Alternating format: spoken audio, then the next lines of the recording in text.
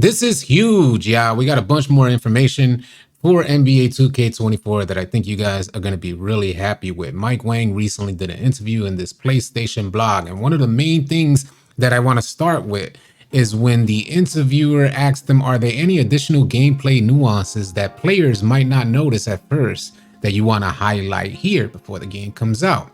Mike Wang says, we haven't really announced much of it yet, but the badge game is very nuanced this year. Let's put it this way. The way you play on the court is going to reflect how your badges get shaped and how your player looks at the end of the day.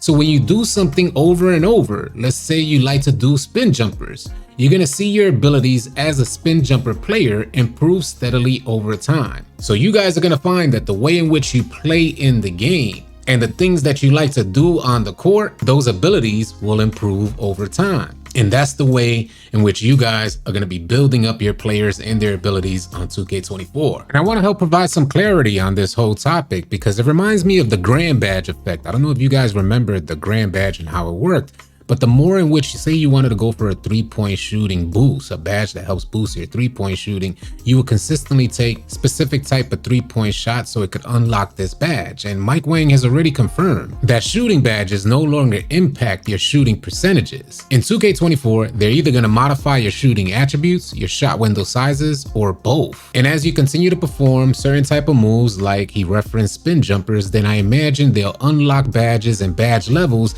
that help you hit more spin jumpers. It looks like badges and the way in which you set up your badge loadout. That's gonna reign supreme and separate you from the competition for 2K24. How do you guys feel about that? Is that a W or L? Do you guys feel like attributes should matter more, or each individual player should be shaped by the badges they have in their loadout? Y'all sound off in the comment section. In this next segment, Mike Wang goes over paint defense, interior defense. We all know how horrendous interior defense was for 2K23.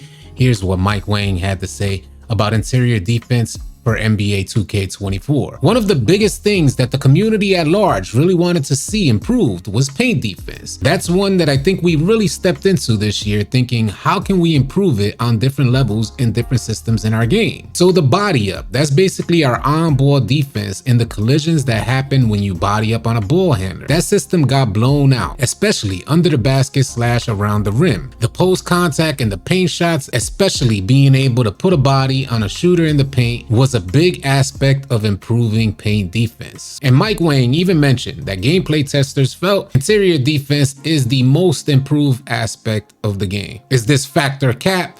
Y'all sound off in the comment section below. Only time will tell, but I definitely got my fingers crossed for much better enhanced interior defense. With all this information that we're receiving about 2K24, I advise that we take it with a grain of salt. I think we as a 2K community need to understand that the game is primarily made for the casual player, as the good majority of 2K players are aligned under the category of casual. With that in mind, I want to read off what Mike Wang had to say about accessibility. There's a ton of highlights for gameplay, but I think one of the main things we wanted to focus on this year was accessibility. That was something we heard loud and clear from our community. That's where a lot of our design changes come from, directly from the community. And they loved shooting last year, especially the more advanced and hardcore players really loved how it was more skill-based and really let the best players rise to the top.